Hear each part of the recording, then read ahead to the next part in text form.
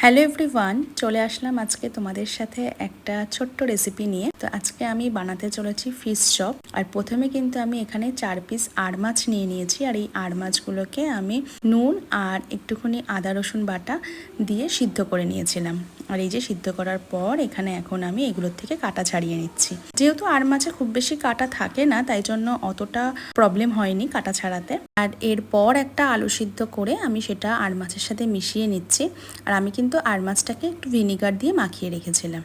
আর এরপর কড়াইতে তেল গরম করে এখানে পেঁয়াজ আদা রসুন বাটা দিয়ে দিয়েছি, তার সাথে হলুদ, কাশ্মীরি লাল লঙ্কার গুঁড়ো, ধনে গুঁড়ো, জিরে গুঁড়ো দিয়েছিলাম আর পরিমাণ মতো নুন। যেহেতু আমার কাছে ভাজা ধনে জিরে গুঁড়ো ছিল না, তাই জন্য আমি নর্মালটাই দিয়েছি।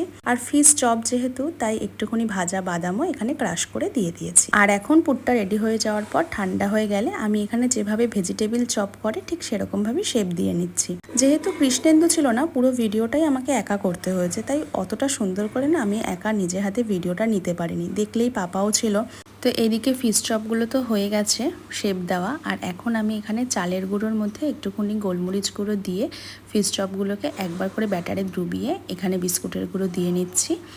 আর দেন আমি এখানে আবারও আরেকবার করে ডবল কোটিং করে নিচ্ছি। আর যেহেতু বললাম আমি একা হাতে ভিডিও করেছি আর দেখলেই পাপা ছিল, আরও যখনই রান্নাঘরে আমাকে বা ওর ঠাম্মিকে দেখে তখনই ও দৌড়ে দৌড়ে রান্নাঘরে চলে আসে। আর তাই জন্যই সেভাবে আমিও যে একদম ট্রাইপড সেট করে ভিডিওগুলো নেব সেটা সম্ভব না, কারণ ট্রাইপড দেখলে তো ওটার পেছনেই পড়ে থাকবে। তো যাই হোক, এইভাবে কিন্তু আমার প্রত্যেকটা ফিশ চপও রেডি হয়ে গেছে। আর এখন আমি কড়াইতে সাদা তেল গরম করে এখানে এক একটা করে ফিশ চপ ভেজে নিচ্ছি।